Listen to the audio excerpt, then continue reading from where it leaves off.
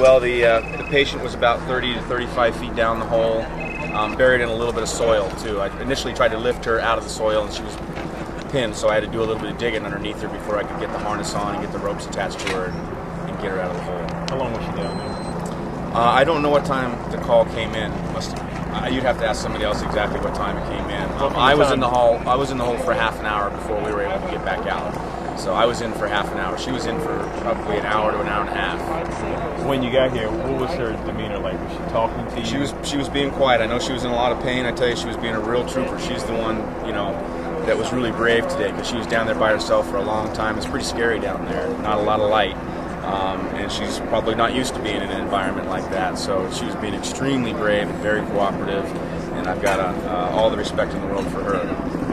Rescues like this, are they really crucial for making sure dirt don't pile up on her? That's our main concern. We wanted to try to do the rescue without going in the hole. We made an attempt on that with some wrist cuffs that we have for rescues, but they were too painful for her. She looked like she might have had some fractures of her upper body or arms, and so it was just too painful for her, so that's when I went in. But normally in a hole like this, the guys around here who are doing the work were telling us that the soils are very stable, but normally you wouldn't go into a hole that's not shored up. But it looked real stable. They'd been drilling holes all around here all day long, and they had no cave-ins whatsoever, no water issues. So we went ahead and decided to go in. So what about the lower extremities of her body? Yeah, okay? I think she's got some injuries there. I mean, anytime you're going to fall that far, she's probably got some broken bones to deal with. But again, she wasn't screaming and yelling and making it hard on me.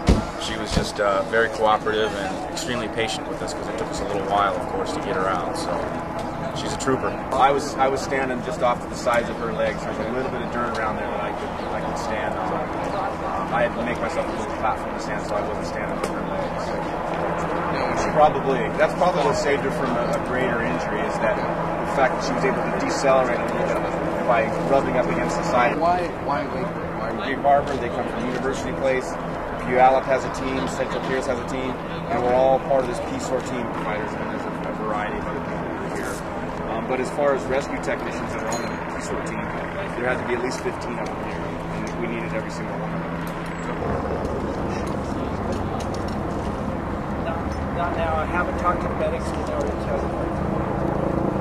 But all they said was everything